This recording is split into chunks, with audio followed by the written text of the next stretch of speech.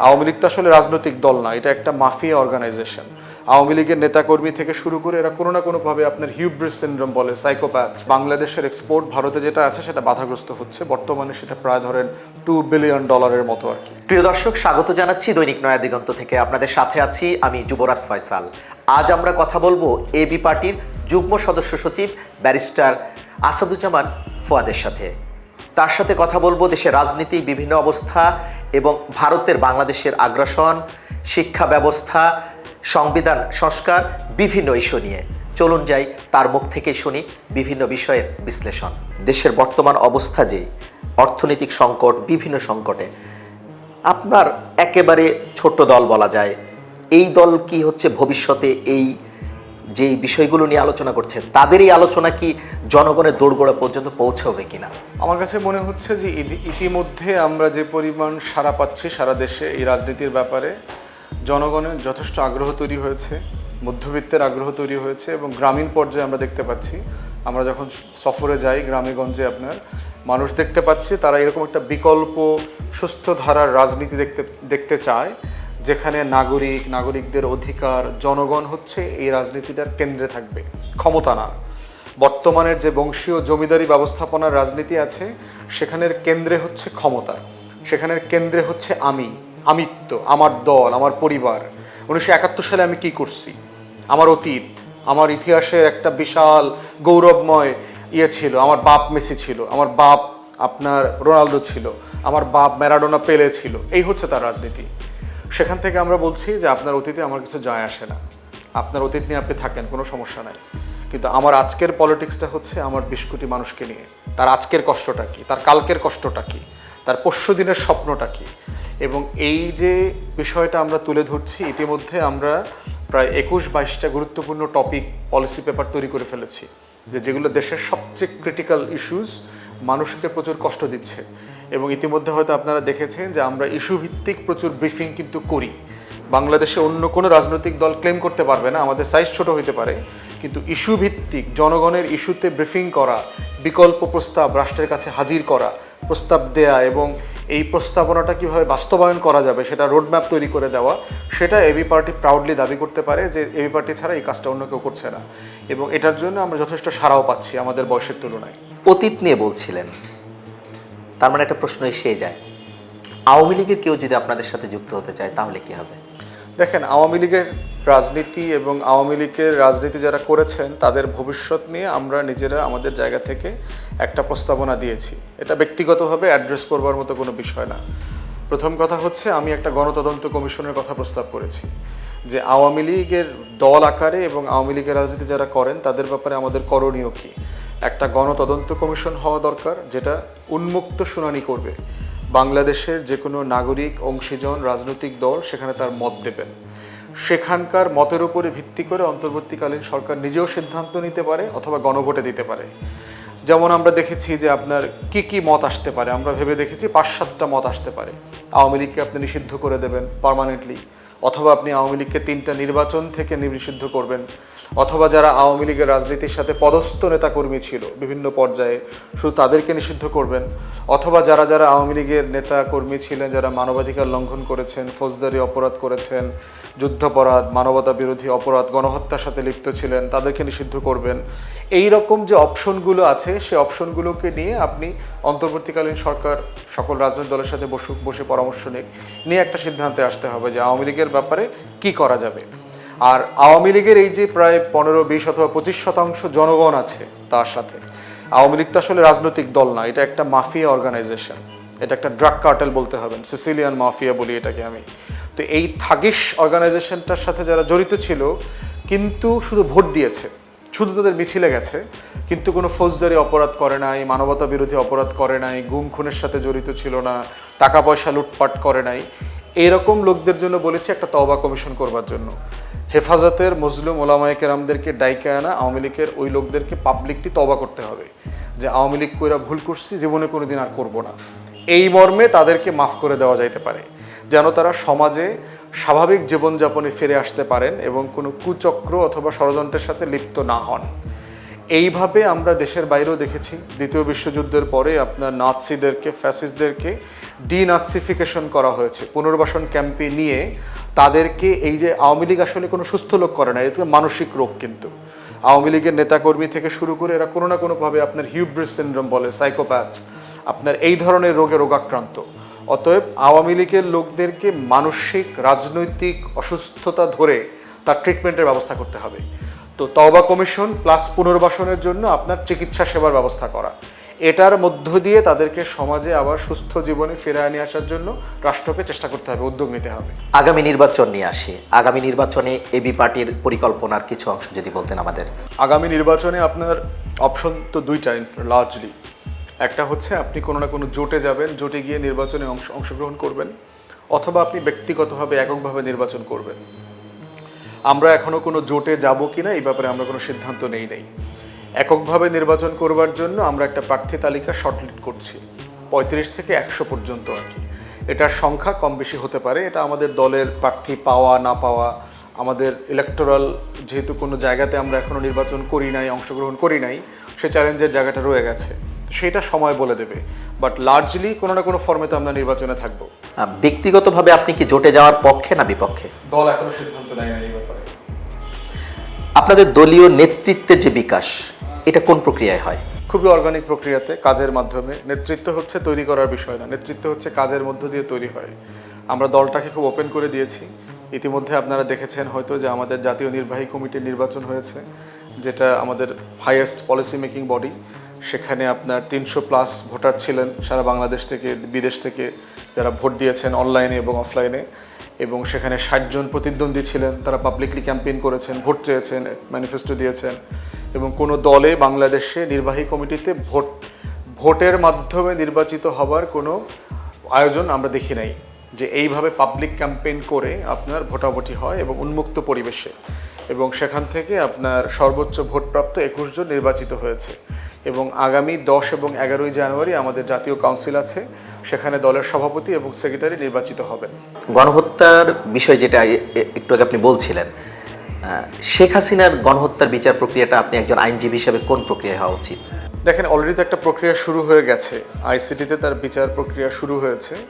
এটা নিয়ে একটা তর্ক ছিল যে যেই আইন এবং বিচার প্রক্রিয়াটা আওয়ামী লীগ প্রচণ্ড দূষিত করে ফেলেছিল, ঠিক একই জায়গাতে সেটা বিচার করা হবে কি হবে না, বিদেশিদের ইনভলভমেন্ট থাকার একটা ব্যাপার আছে, জাতিসংঘ এখানে সাহায্য করতে চেয়েছে।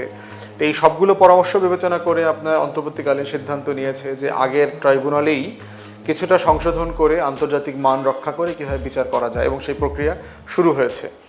এখন পর্যন্ত আমরা যতটুকু দেখতে পাচ্ছি বিভিন্ন গণমাধ্যমের মারফতে, সেটা হচ্ছে যে সাফিসিয়েন্ট এভিডেন্স কালেকশনের কাজ চলছে।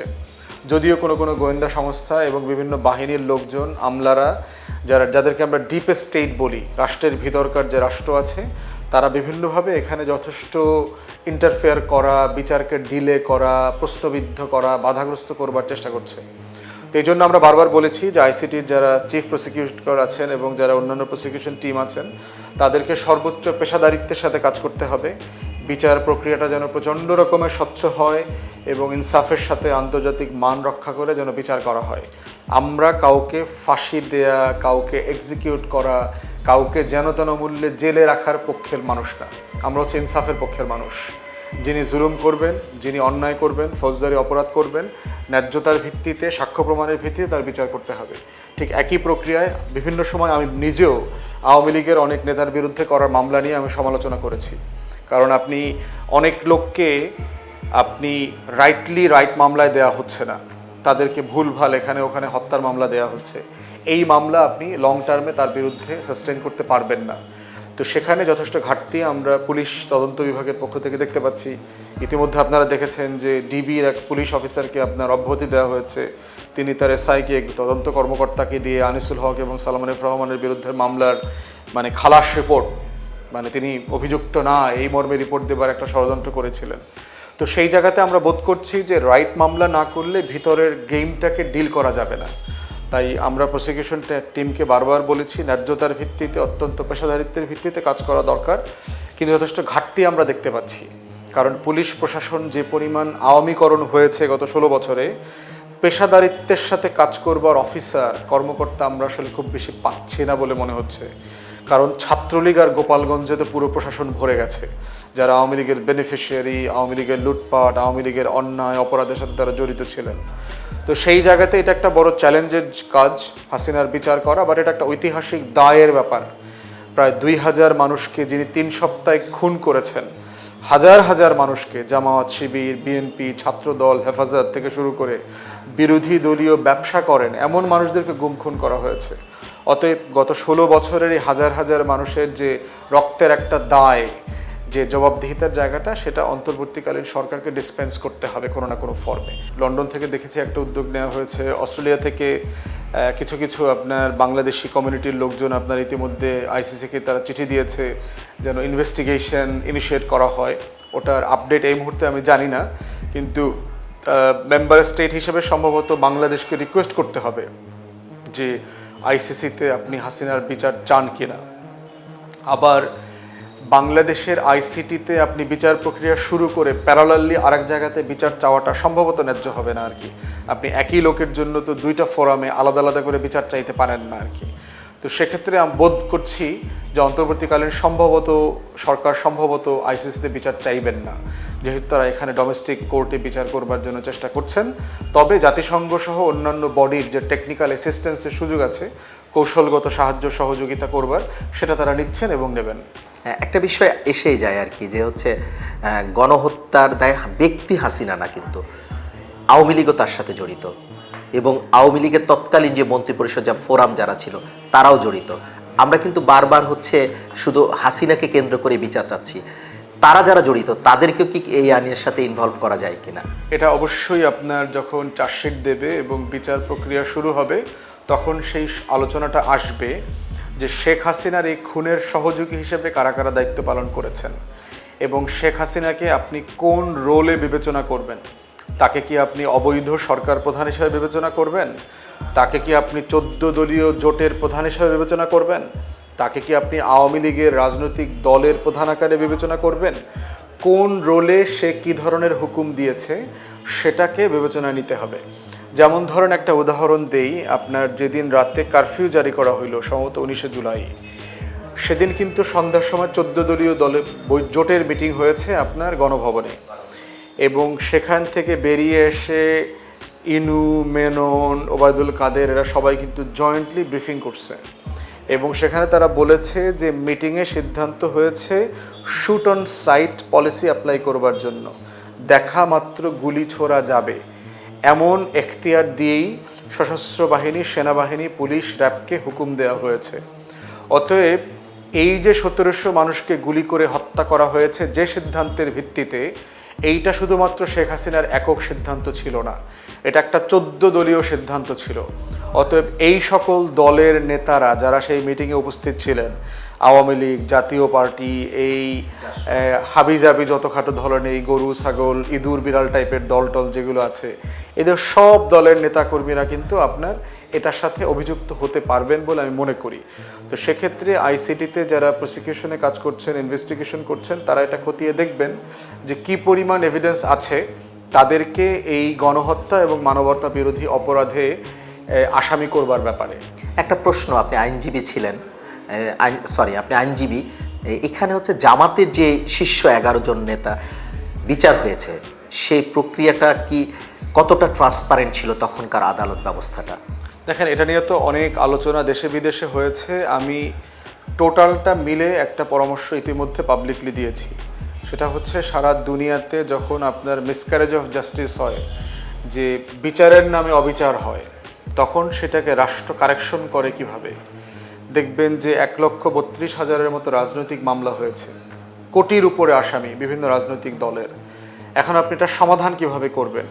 এই যে বিচারিক খুন করা হয়েছে বলে দাবি করা হচ্ছে, সেজন্য সারা দুনিয়াতে আপনার ক্রিমিনাল কেসেস রিভিউ কমিশন আছে, যে এই ধরনের মামলাগুলোকে রিভিউ করা, বিচারিক প্রক্রিয়াকে রিভিউ করার উপায় আছে। তো সেক্ষেত্রে অন্তর্বর্তীকালীন সরকার একটা রিভিউ কমিশন করতে পারে।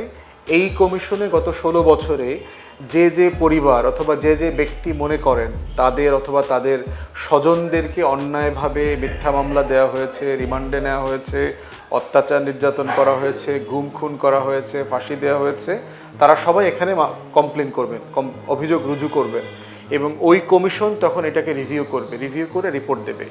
এগুলোর অনেক মডেল আছে ইউরোপের বিভিন্ন দেশে যেগুলো হয়েছে, এই ধরনের বিভিন্ন মডেলকে সামনে রেখে এরকম একটা রিভিউ কমিশন করা যেতে পারে।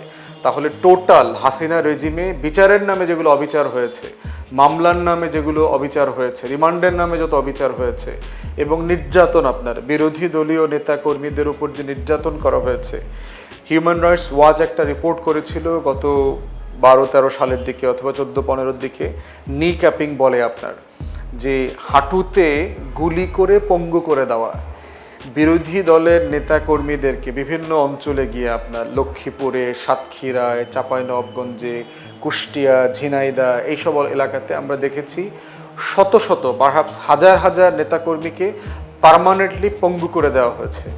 এবং সেটা করেছে কিভাবে, যে আপনার এই যে রাবার বুলেটের প্যালেট বক্স থাকে, একটা বক্সে 400 রাবার প্যালেট থাকে, সেটা সিম্পলি হাঁটুতে ধরে গুলি করেছে।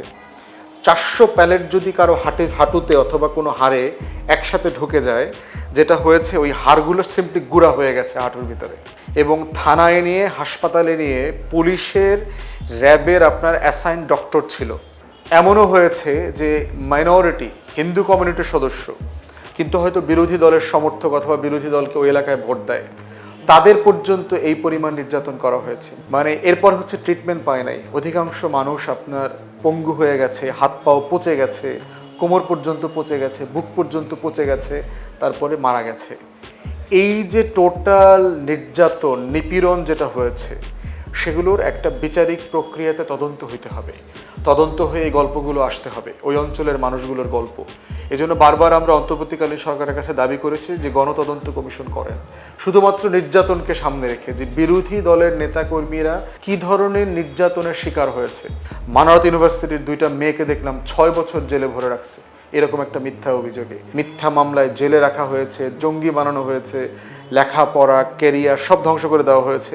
এটা তদন্ত হইতে হবে, তো এটা তো মানুষকে জানতে হবে যে রাষ্ট্র আকারে আপনি আপনার নাগরিকদের উপরে কি পরিমাণ নিপীড়ন করেছেন, নির্যাতন করেছেন। অতএব সেটার ব্যাপারে আমরা বারবার দাবি করেছি।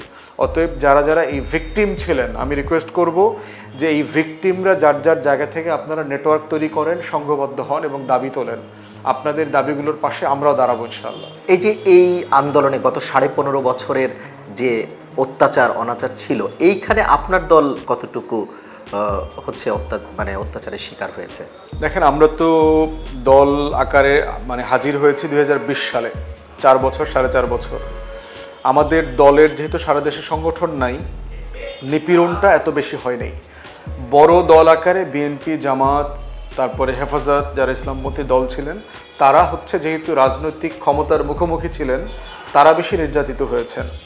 সেখানে আমাদের উপরে নির্যাতনের জায়গা ছিল। আমাদের টুকটাক কিছু মানুষ গ্রেফতার হয়েছেন, রংপুরে গ্রেফতার হয়েছেন, দিনাজপুরে হয়েছেন, গাজীপুরে হয়েছেন, এরকম ঢাকাতে হয়েছেন, বিভিন্ন জেলাতে। তারপরে হচ্ছে দ্বিতীয় যেটা ঝামেলা হতো সেটা হচ্ছে যে আমরা প্রোগ্রাম করতে পারতাম না।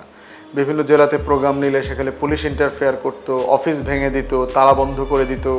এরপর হচ্ছে মাইক কেড়ে নিত, রেস্টুরেন্টে ফোন করে বলতো যে মিটিং করা যাবে না। এরপরে হচ্ছে লোকদেরকে মিথ্যা মামলায় জড়ায়া দেওয়া, এই ধরনের হেনস্থা করা হয়েছে। থার্ড যেটা করেছে আমাদেরকে সেটা হচ্ছে যে ঢাকাতে গোয়েন্দা হুমকি। আপনার প্রচুর গোয়েন্দা সংস্থার লোকজন এসে পার্টি অফিসে বসে থাকে, কালকে কি প্রোগ্রাম, বিকালে কি প্রোগ্রাম, সকালে কি প্রোগ্রাম। লোকজন পার্টি অফিসে যারা আসতেছে এদের ছবি তুলে, এদের আইডি চায়, নাম, ফোন নাম্বার লিখে নেয়, এগুলো করেছে।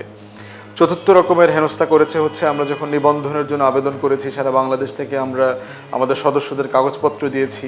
এই কাগজপত্র ধরে ধরে পুলিশ এবং স্থানীয় আওয়ামী লীগের নেতারা ফোন দিত, হুমকি দিত, আপনি নাকি এই দল করেন, সেই দল করেন, সদস্য হয়েছেন। তো আবার তখন তারা বলছে যে ভয়ে যে না, আমি এই দল করি না। তো ওইটা আবার রিপোর্ট তারা নিবন্ধনের জন্য ওখানে অফিসে জমা দিয়েছে। তো নির্বাচন কমিশন বলেছে যে আপনি যে সদস্যদের তালিকা দিয়েছেন, আপনার এই সদস্য তো আপনার দল করে না বলেছে। তো এই ধরনের প্রচুর কেওয়াস এবং হুমকির ঝামেলা ছিল। এরপর হচ্ছে ঢাকাতে আন্দোলনে তো আমরা সরব ছিলাম, আমাদের ছোট্ট জায়গা থেকে রেগুলার প্রতিবাদ করা, মিছিল মিটিং যতটুকু করা, মানববন্ধন করা, ইস্যুর উপরে আওয়াজ তোলা, নির্বাচনের দাবিতে সরব থাকা, হাসিনার পদত্যাগের দাবিতে সরব থাকা, ডামি নির্বাচনের বিপক্ষে কথা বলা, সেগুলো আমরা আমাদের সাধ্যমতো করেছি। এই আগস্ট মাসে, জুলাইতে আমাদের সর্বশেষ পাবলিক মিটিং যেটা ছিল সেটা হচ্ছে আবু সাঈদ যেদিন মারা গেল, খুন হইল 16 তারিখে, সেই 16 জুলাই আমরা গিয়ে প্রথম মিছিল করেছি। এই মিছিলের পরে 3 দিন পরে যে আমরা আবার পাল্টা প্রতিবাদ সমাবেশ দিলাম, নেতা গ্রেফতার হয়েছেন। তো আমাদের ছোট দলের জায়গা থেকে যতটুকু আওয়াজ তোলা যায়, কথা বলা যায়, প্রতিবাদ করা যায়, মিছিল মিটিং, সেটা আমাদের সাধ্যমতো আমরা করেছি। আমরা একটু ভিন্ন প্রসঙ্গে আসি। বাংলাদেশে যে বর্তমান সংবিধান, এটার অনেকভাবে বলা হচ্ছে যে জরিপ, বিভিন্ন সোশ্যাল মিডিয়ায় বিভিন্ন ধরনের কথা আসছে যেটা পরিবর্তনের একজন রাজনৈতিক বিশ্লেষক আর রাজনীতিবিদ হিসাবে আপনার দৃষ্টিভঙ্গি কি? দেখেন, আমাদের তরফ থেকে আমরা বারবার বলেছি যে 72-এর সংবিধানটা কোনো ভালো সংবিধান হয় নাই। এটা যারা করেছেন তাদের এটা করবার ম্যান্ডেট ছিল না, যারপর করবার পরেও জনগণের কাছ থেকে ম্যান্ডেট নেওয়া হয় নাই। এরপরে হচ্ছে যে আমাদের দলের পক্ষ থেকে আমরা বলেছি যে সংস্কার কমিশন যেটা আছে সংবিধানের, যে আমরা সংবিধান পুনর্লিখন চাই এবং পুনর্লিখনের একটা ড্রাফটও আমরা দিয়েছি। আমরা বোধ করি সংবিধানটা ছোট হওয়া দরকার, একদম নীতি কথাগুলো থাকা দরকার, যে একটা সংবিধান, একটা রাষ্ট্র কীভাবে চলবে, কাঠামোটা কীরকম হবে, এর উপরে। এর বাইরে হচ্ছে সংবিধান নিয়ে আমরা বেশ কিছু কথা বলেছি, আমরা ব্রিফিং করেছি যে আমরা বোধ করেছি সংবিধানের মৌলিক কোন কোন জায়গাতে কথা বলা দরকার। এবং সংস্কার কমিশনের রিপোর্টের পরে আমরা বলেছি যদি প্রয়োজন হয় অন্তর্বর্তীকালীন সরকার রাজনৈতিক দলগুলোর সাথে বসুক, কথা বলে যদি প্রয়োজন হয় যে তারা গণভোটে যাবে, জনগণের মতামত নিয়ে এটা পাশ করা দরকার। আমরা বোধ করছি যে একটা প্রতিবন্ধী, ভঙ্গুর, অকার্যকর সংবিধান রাখবার কোনো মানে হয় না, এটা পরিবর্তন হওয়া দরকার। ভারত বাংলাদেশের রাজনীতির আষ্টে পিষ্টেই জড়িয়েছিল বলা যায়। এই জায়গাতে 5 আগস্টের পরে একটা পরিবর্তন এসেছে। ভারতের মিডিয়া, মোদি মিডিয়া বলে এই যে মোদির আগ্রাসন, সেইটা নিয়ে আপনার মানে তাদের সাথে সম্পর্ক প্লাস আগ্রাসন, এটাকে কিভাবে দেখেন আপনি? দেখেন, ভারত আমার স্বাধীনতার, সার্বভৌমত্বের জন্য প্রধানতম হুমকি। এই হুমকিটা গত 53 বছরে ভারতের আচার আচরণে প্রকাশিত হয়েছে। এর মানে এটা না যে আমি ভারতের সাথে যুদ্ধ করব। আমরা যেটা করব যে সে আমার হুমকি এটা জেনে তার সাথে একটা ওয়ার্কিং রিলেশনশিপ আমাকে রাখতে হবে, যে একটা সম্পর্ক ন্যূনতম যতটুকু না রাখলে নয় ততটুকু প্রতিবেশী সুলভ সম্পর্ক যেন আমার সাথে থাকে। এবং এই সম্পর্কের ভিত্তি হইতে হবে আমার জাতীয় স্বার্থ। কোথায় কোথায় আমার জাতীয় স্বার্থকে রক্ষা করা দরকার, ভুলুণ্ঠিত হচ্ছে, সেটাকে অ্যাড্রেস করা দরকার। একটা বড় জায়গা হচ্ছে আমার পানির ন্যায্য হেস্যা। বাংলাদেশ, ভারতের 54টা অভিন্ন নদী আছে এবং উজানে বাদ দিয়ে ভারত পানি প্রবাহের কারণে বাংলাদেশের 1/3 দেশ জমি অলরেডি নাব্যতা হারিয়ে ফেলেছে এবং উর্বরতা নষ্ট হয়ে গেছে, মরুভূমি হয়ে যাচ্ছে। অতএব এই ব্যাপারে খুব সিরিয়াস ওয়াটার ম্যানেজমেন্ট প্রকল্পের ব্যাপারে প্রস্তাব করা দরকার। উজানে যে পরিমাণ পানি আছে, আমাদের প্রত্যেকটা দেশের, চায়না বলেন, ভারত বলেন, নেপাল বলেন, বাংলাদেশ বলেন, সবার প্রয়োজন মেটানোর মতো পানি আছে, পানির কোনো ঘাটতি নাই। যেটা দরকার ভারতকে মানে ন্যূনতম কমন সেন্সিক্যাল আচরণ করা দরকার, যে ন্যূনতম বোধ জ্ঞান দিয়ে, কাণ্ড জ্ঞান দিয়ে আচরণটা করা দরকার। করতে পারলে যেটা হবে যে পানির ন্যায্য হিস্সা আমরা সবাই পাবো। ভারতের সাথে দ্বিতীয় আমার সমস্যা হচ্ছে সীমান্তের সমস্যা, যে সে কাঁটাতারের বেড়া দিয়েছে, সে দাবি করছে বন্ধু, কিন্তু প্রতিনিয়ত আমার নাগরিকদেরকে সে হত্যা করছে। ওখানে সে ফেন্সিডিলের ব্যবসা করতেছে, ওখানে ইয়াবার ব্যবসা করবার সুযোগ করে দিচ্ছে, অবৈধ অস্ত্র আসার ব্যবসা সে সুযোগ করে দিচ্ছে, কালো টাকার ছড়াছড়ি করে দিচ্ছে। এগুলো বন্ধ হওয়া দরকার, ক্রস বর্ডার যে ইলিগাল ট্রেডিং আছে। তৃতীয় একটা জায়গা হচ্ছে যে ভারতের সাথে আমার ব্যবসার যে গ্যাপ আছে, যে সে প্রচুর এখানে এক্সপোর্ট করে, বাংলাদেশে ধরেন প্রায় 14, 15, 16 বিলিয়ন ডলার সে এক্সপোর্ট করে, কিন্তু বাংলাদেশের ব্যবসায়ীরা প্রায় কমপ্লেন করে যে তারা যখন এক্সপোর্ট করতে চায় তখন শুল্ক অশুল্ক অনেক ধরনের বাধা সে তৈরি করে, যার কারণে বাংলাদেশের এক্সপোর্ট ভারতে যেটা আছে সেটা বাধাগ্রস্ত হচ্ছে। বর্তমানে সেটা প্রায় ধরেন $2 বিলিয়ন মতো আর কি। তো সেইটা পরিবর্তন হওয়া দরকার। পলিউশন একটা বড় সমস্যা আর কি, আপনার ক্রস বর্ডার পলিউশন আছে। বাংলাদেশে যে বায়ু দূষণ হয় তার প্রায় 30%-এর জন্য হচ্ছে চায়না এবং ভারত থেকে আসা বায়ু দূষণটা দায়ী। তো সেখানে আমাদের ট্রান্সবাউন্ডারি যে আমাদের একটা ম্যানেজমেন্ট দরকার, আমাদের আলোচনা ডায়ালগ দরকার, সেটা আমাদেরকে অ্যাড্রেস করা দরকার। ভারতের ব্যাপারে একটা বড় সমস্যার জায়গা হচ্ছে আমাদের দেশের ইন্টারনাল অ্যাফেয়ার্সে প্রচুর ইন্টারফেয়ার করে সে আমাদের এখানকার সংখ্যালঘুদেরকে উস্কায়, অযথা যে তাদেরকে সে বাংলাদেশি নাগরিক হইতে দিচ্ছে না। সে মনে করে তাদের নিরাপত্তার দায়িত্ব ভারতের, কিন্তু ভারত আসলে বাংলাদেশি হিন্দুদের ন্যূনতম অধিকার কোনোভাবে রক্ষা করছে না। বরং সে এটা করতে গিয়ে যেটা করেছে, বাংলাদেশের হিন্দুদেরকে, বাংলাদেশের মুসলমানদেরকে মুখোমুখি দাঁড় করিয়ে দিয়েছে। অতএব সে আমার শুধু গণতন্ত্রে ইন্টারফেয়ার করছে না, সে শুধু আওয়ামী লীগকে ক্ষমতায় রাখছে তা না, সে যেটা করছে সে শুধু নাগরিক সমাজের মধ্যকার যে সুসম্পর্ক থাকবার কথা এটাকে সে ইন্টারফেয়ার করছে। তো তার ইন্টারফেয়ারেন্স বন্ধ হওয়া দরকার। তো এই মোটা দাগে এই সম্পর্কগুলোকে আমাকে অ্যাড্রেস করতে হবে, আমার স্বার্থ বজায় রেখে এটাকে দর কষাকষি করতে হবে, নেগোশিয়েট করতে হবে। এরপরে সব কিছু স্বাভাবিক থাকবে। আমার দেশের লোকরা ভারতে ঘুরতে যাবে, ট্রিটমেন্ট নিতে যাবে, খেলতে যাবে, পড়ালেখা করতে যাবে, ভারত থেকে বাংলাদেশে পড়তে আসবে, খেলতে আসবে, ঘুরতে আসবে, সব কিছু করবে। বাংলাদেশের মানুষ এখনও ভারতের সিনেমা দেখে এবং সেটা অদূর ভবিষ্যতেও বলিউডের সিনেমা দেখা বন্ধ হয়ে যাবে এমন কোনো সম্ভাবনা আমি দেখতে পাচ্ছি না। তো সব মিলায় আমাদের একটা ওয়ার্কিং রিলেশনশিপ থাকাটাই খুব ন্যায্য এবং স্বাভাবিক, যেহেতু আমাদের ঐতিহাসিক একটা সম্পর্কের জায়গা আছে, ভিত আছে। আমাদের খাবার দাবার, চলাফেরা, গায়ের রং, পোশাক আশাক, কালচার, বহু কিছুতে যথেষ্ট মিলের জায়গা আছে। কিন্তু দিল্লির ব্রাহ্মণ্যবাদী আচরণের কারণে যে মানে বড় ভাই সুলভ যে আচরণ, তিনি সব কিছু ভালো বোঝেন, বেশি বোঝেন, তিনি সবচেয়ে গুরুত্বপূর্ণ, অন্যরা সবাই হচ্ছে নতজানু থাকবে, এই মানসিকতা থেকে ভারতকে বেরিয়ে আসতে হবে।